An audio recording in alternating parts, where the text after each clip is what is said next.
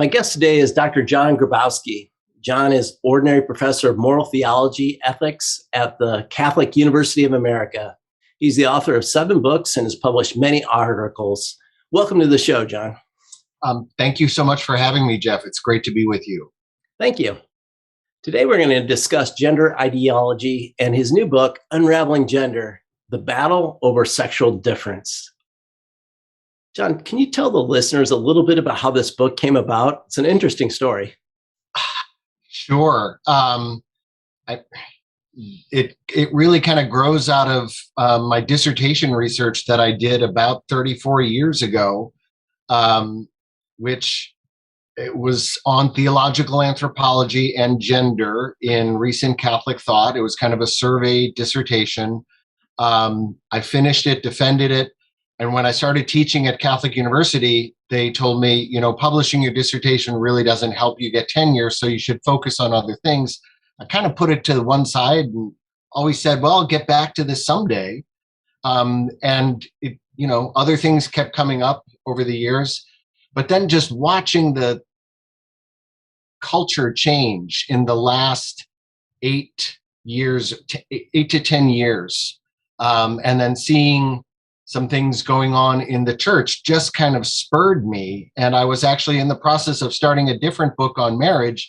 And I really felt like in prayer, I got the sense, no, you need to go back to this. This is the time to update this, bring it forward, try to get it out to a wider audience, because it's urgent in light of where our culture is and the way we need to respond to it as Christians.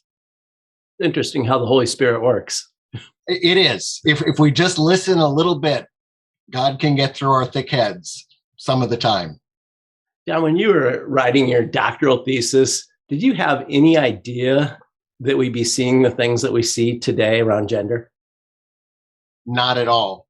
Not at all. I mean, it was my first real exposure to a kind of a deep dive into feminist thought, as well as kind of theological responses to it. And that was, some of that was new to me, and some of it, frankly, was kind of strange, but no clue that 30 years later, we would be seeing what we're seeing now in the culture in terms of marriage, in terms of sexual identity, gender identity. No.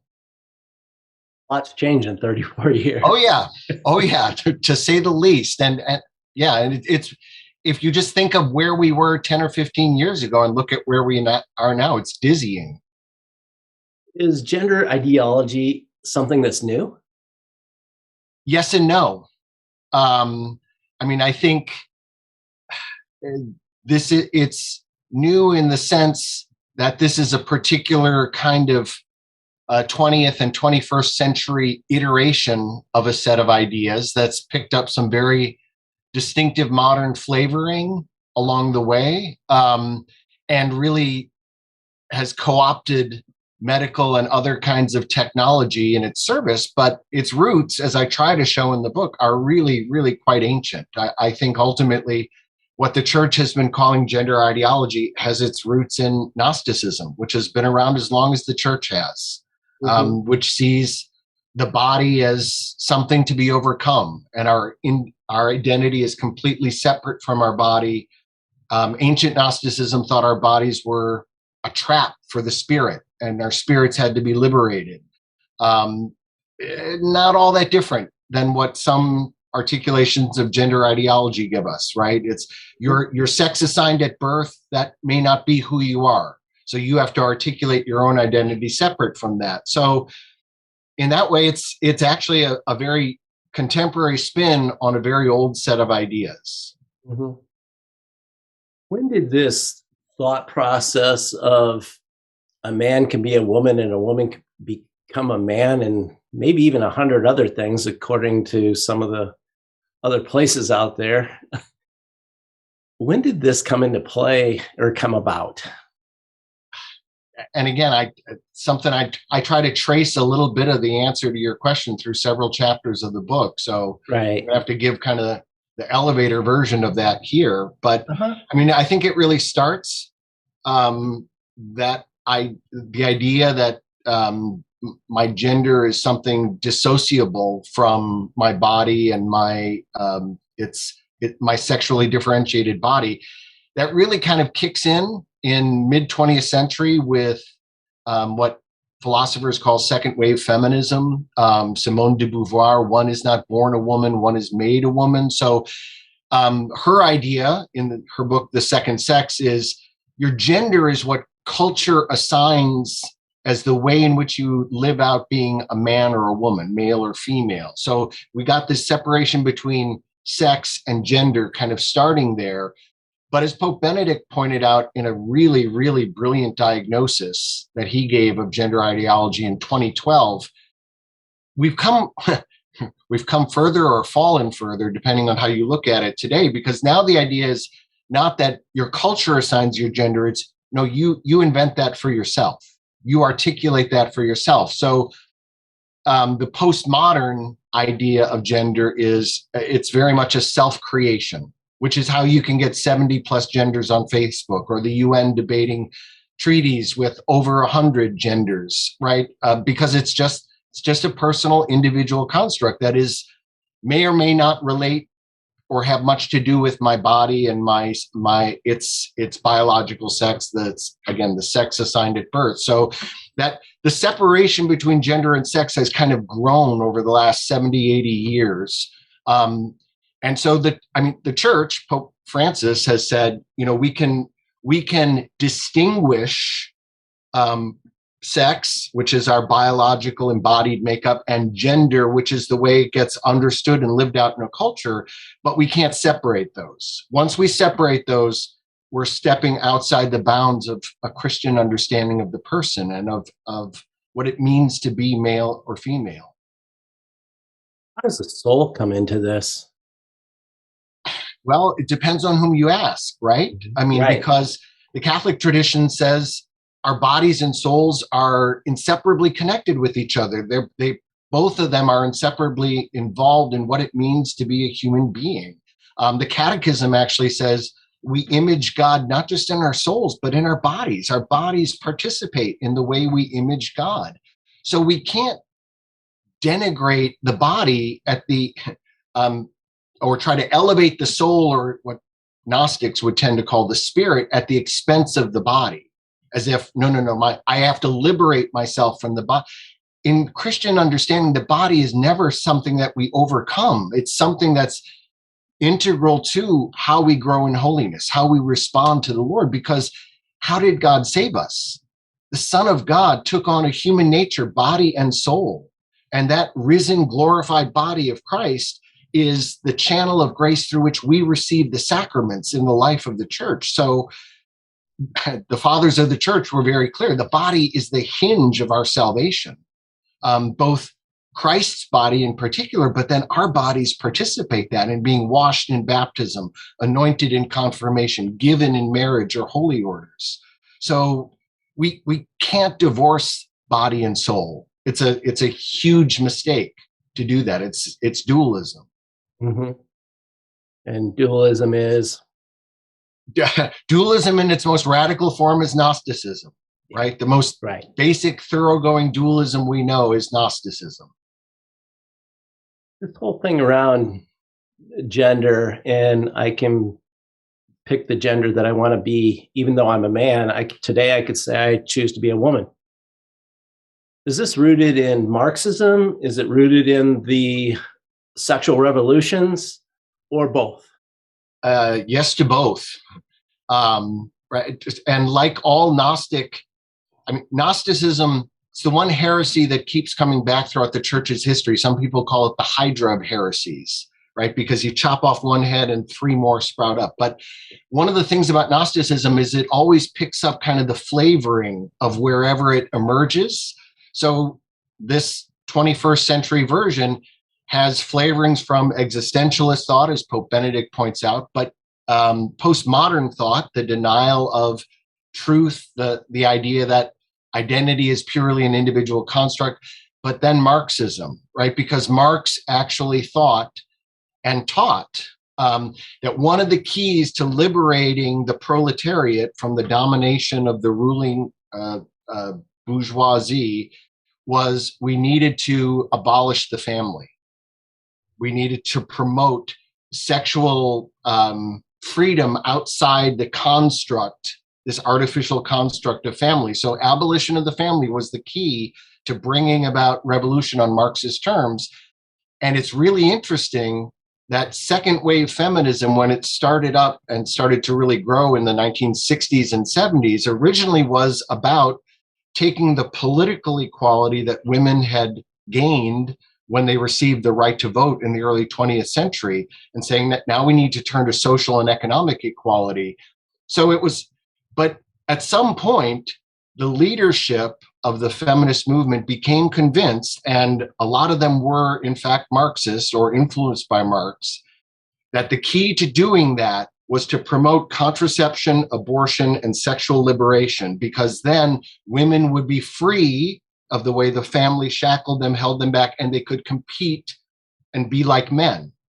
So there's a really interesting book, I refer to it in my book, called Subverted by Sue Ellen Browder, who was a writer for Cosmopolitan for a number of years. She saw this hijacking of second wave feminism by this kind of Marxist agenda and this turn toward the ideology of the sexual revolution. The way we free women is to get rid of marriage, get rid of sexual fidelity, get rid of all of these constructs. So Marxism, check. Sexual revolution, check. Then get rid of gender, check. Exactly. Because if you get rid of marriage, if you get rid of the connection between the gift of sexuality and marriage, then it really, my being male or female then doesn't matter, right? Because it's just, sex is just something pleasurable I do with someone else. It doesn't matter my sex or theirs. And, you know, that's how we get to places like Obergefell or the Bostock decision. But it does take a male and a female to procreate. Well, yes and no, because now we can do it in a laboratory with the help of technology. So we just need male gametes and female gametes. We don't need an actual man and an actual woman. So what had been for previous generations, one thing: you got married, you gave yourself sexually to your spouse, and you received the gift of children, either by becoming pregnant or through adoption. It's one reality. We've cut the cords between those things, and now they are three moving parts. And that's what contraception, abortion, and the sexual revolution have given us. You can have sex without the need, the fear of pregnancy, and the need to get married. You can get married and choose to be childless, and you can have children without either sex or marriage because of reproductive technologies. We had a pope that had predicted all this would happen too. Pope Paul VI in 1968 in Humani Vitae 17 described if we had a widespread adoption of contraception, it would produce a general lowering of moral standards, cause a loss of respect on the part of men for women, destabilize the young and their whole sense of morality, and open the door to coercive government contraception and sterilization. We've seen all of that. What Pope Paul VI didn't fully foresee and predict was that it's destabilized our whole concept of sexual difference itself. Now, because there's no anchor for what it means to be male or female. It's just biological reality that we can override if we choose to. For a person like myself that likes to use common sense, it makes no sense to me. Well, there's not much common sense to be found in the world of gender ideology. In fact, there's so many logical contradictions that children can have a fixed gender identity discordant from their bodies from 2 or 3 years old, and yet gender is fluid and non-binary and self-chosen. So how does that work? How can it be both fixed and fluid, both permanent and changeable, right? It just, 2 + 2 = 5 here. It just makes no sense. People would argue that that would be true if that's what you thought it was true. And there's there's no reality here. It's just what I say. Right. It's imposing yourself on reality and kind of remaking it in your own image, which is what Benedict said. That's what happens when we deny that there's a creator God, a father who loves us and has a plan for us, and we just make ourselves our own creators. Ourselves a God. Yeah. Yeah. I mean, what did the serpent say to our first parents in the garden? You will be like gods. Yes. Deciding for yourselves what is good and evil. So nothing new under the sun. No, there really isn't. But we keep falling for the lie in new and different forms. Right. John, even since you wrote this book, there's a lot of things that have happened recently. Is there anything out there that surprised you or some things that really just stand out to you? Sure. I mean, I never thought I would see a man who identifies as a woman breaking NCAA swimming records, and so many people applauding that as here's a step forward for self-identified transgender women. But I do think it's a hopeful sign that because that is just so shocking and so contrary to common sense for so many people, from whatever their political background or persuasion. I think a lot of people are saying, whoa, wait a minute. This doesn't work. Because if we go down this road, this will destroy women's sports, right? We will have no women on the podium in women's sports because we'll just have men who identify as transgender women crowding those podiums, because no matter how long you're on cross-sex hormones, genetically, in terms of body structure and skeletal structure and everything else, those are still men. Mm-hmm. And so they have a huge competitive advantage in most sporting events. Oh, absolutely. So, and again, so people recognize this. So I'm hoping maybe we're at kind of a tipping point where some people who have not been paying attention to this will start to pay attention and say, wait a minute, something is off here. This is a bridge too far in being inclusive. I know there's a few states that have passed laws banning it in their particular state. Sure. And there's not a whole lot of women that are speaking out. The women's rights groups aren't speaking out. It don't appear to be speaking out against this right now. Well, there's a war within feminist groups, right? Because some feminists are trying to be affirming of these developments, and other kind of more classic second wave feminists are saying, wait a minute, this is destroying women's rights. This is destroying women's, the idea that women could have their own sporting events, that women would be protected in public spaces like locker rooms and bathrooms.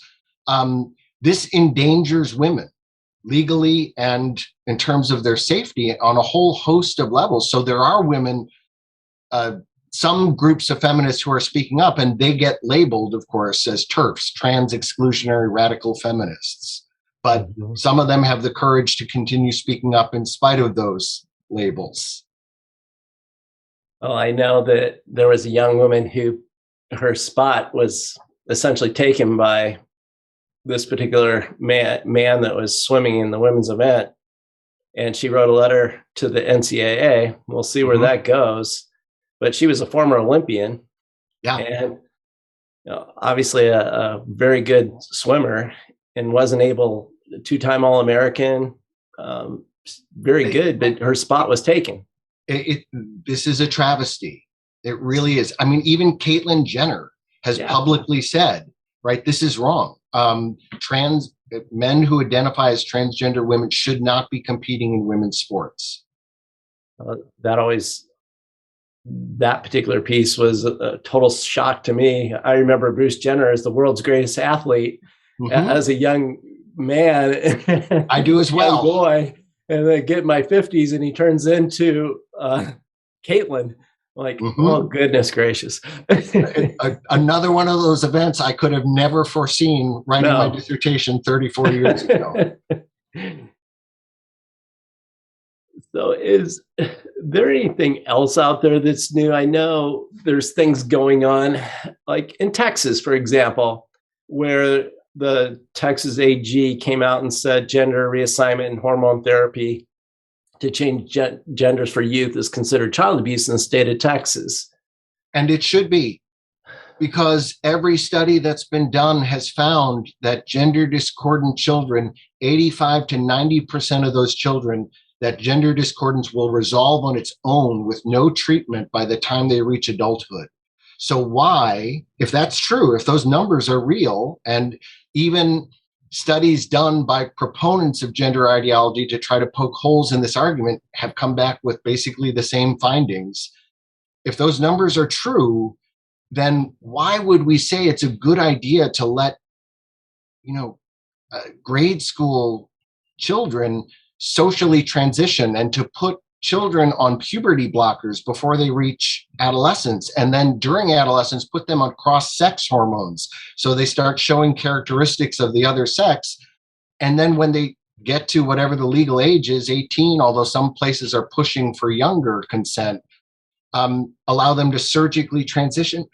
That's not evidence-based medicine, right? And frankly, I think what the best scientific and medical data shows us is that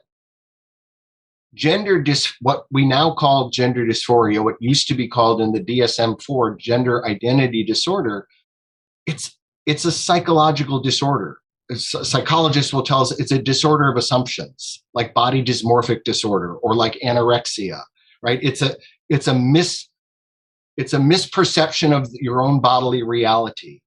And so what that person needs is not chemical and surgical intervention. They need psychological intervention to help them work through that and come to accept their body. I mean, take an example. If a person struggling with anorexia goes to see a doctor and says, I'm too fat, I need medical help. If that doctor gives them liposuction and puts them on appetite suppressants, that's medical malpractice, right? You're not treating what the person is actually suffering from. But that's exactly what the evidence seems to suggest we're doing in most of these cases.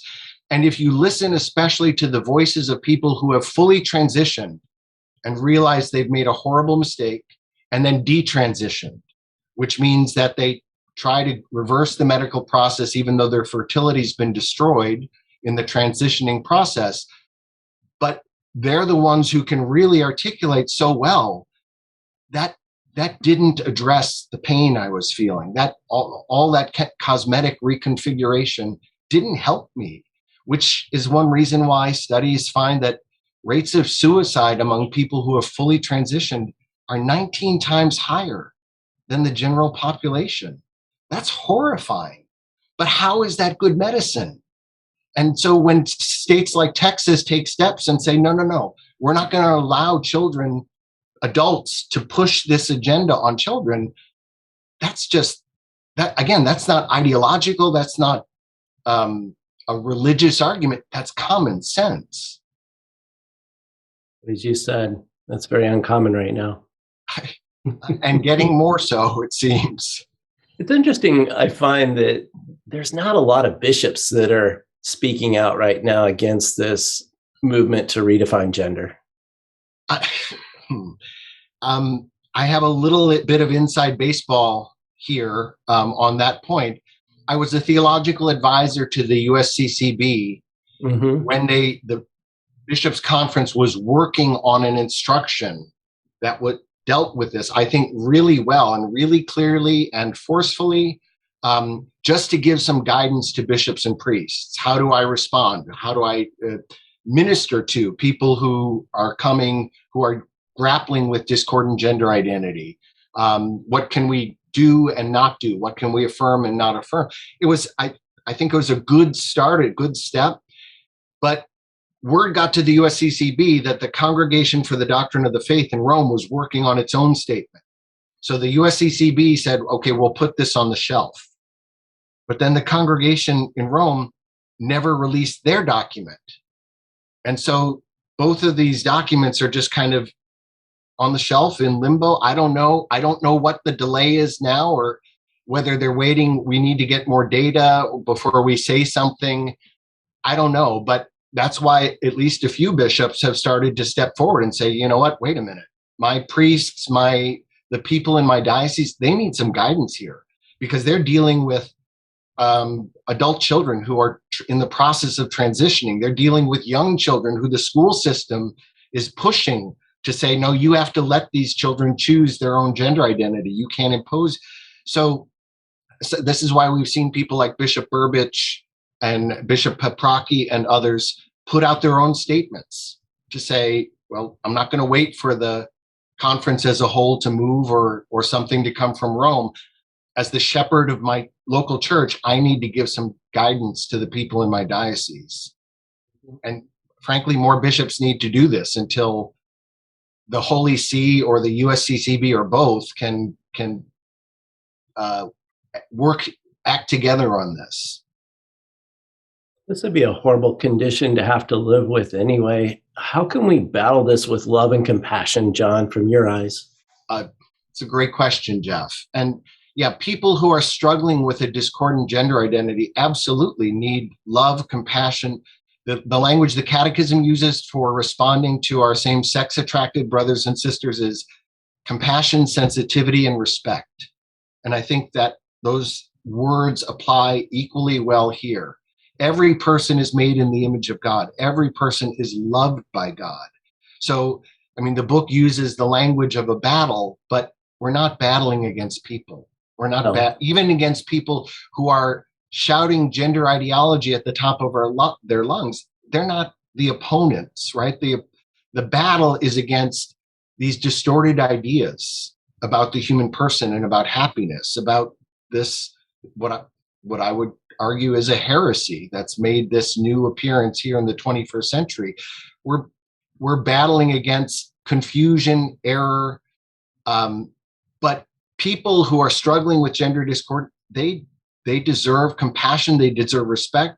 To use one of Pope Francis's favorite terms, they deserve accompaniment. They need people walking with them, listening to them, supporting them, and encouraging them to make choices that don't do themselves irreversible harm. But in a way that is not, again, we, as Pope Francis has said, I think really well and really eloquently, this is not about taking the truth of the gospel and turning it into rocks to throw at people. We're about saying, this is about, no, God wants every person to know his love, his mercy, his healing. And we all need that in different ways. So we have to keep that in mind as we try to respond to people struggling with this particular form of pain with compassion, respect, and sensitivity. Absolutely. Just looking at the suicide rates that you alluded to earlier, it's definitely a real struggle for these people that they're living, and it's truly a spiritual battle too. It absolutely is. It absolutely is. But again, I think the kind of hijacking of the medical profession by gender ideology to say, look, we have a cure. It's a medical cure for this thing that is causing you so much pain. It's not a cure. The data does not support the idea that this is a cure and a path to flourishing for most people. Right. The book is Unraveling Gender, The Battle Over Sexual Difference. John, where's the best place to get the book? As of right now, the only real place to get the book is at Tan Books. So if you go to the Tan website, tanbooks.com, and just type Unraveling Gender, it'll pop up there. As of right now, it is not being sold on Amazon. I'm hopeful that might change, but at this point, I don't know. But you can get it directly from Tan Books. Hopefully some Catholic bookstores will carry it as well. Oh, I'm sure they will. It's been a little difficult to get some visibility for the book, given that it's not on Amazon at this point. Well, we'll put it in the show notes. Thank you. John, what else would you like to share with the regular Catholic guys out there? I guess what I would share with your listeners is this. Sometimes some men will kind of take the view that, well, you know what, this is something that I'm going to trust that the church can kind of guide my kids through, or my wife can kind of guide my kids through, navigating the culture and with all this confusion about gender. I just would say to those guys, this is not one you can sit out, right? You absolutely need to step forward and work with your wife and work with your church in helping your children, whatever age they are, school age, high school age, college age, young adults, it doesn't matter, helping them navigate, understand this, right? What is going on? And how is it that what Scripture offers us and the church offers us, and in fact is well-founded scientifically and medically, is a better alternative, is a better path to understanding this, and actually is a better path to happiness and flourishing for themselves and for friends, peers they might have who are struggling with gender discordance. People they know. One of the strange new phenomenon that people are just starting to pay attention to in regard to all of this, Jeff, is something called rapid onset gender dysphoria, which is an adult, usually a young adult, who's had a stable gender identity, never questioned being a boy or a girl, a man or a woman through their whole life. And then they get exposed to this idea of gender fluidity. Gender is non-binary, gender is self-chosen. Maybe they get involved with a peer group who kind of holds to this idea. And suddenly what was a secure gender identity is kind of thrown off kilter. And suddenly they start saying, oh, maybe I'm non-binary. Maybe I'm really transgender. Maybe I'm not who I thought I was. So this is why it's so important for parents, and especially for guys, to say, no, I have to be leaning forward. I'm not on my back foot. I have to be on my front foot here in terms of helping my kids at whatever age figure this stuff out and figure out that, no, we have a better understanding of all of this within the church and within the pages of Scripture. Thank you, John. You're welcome. God bless.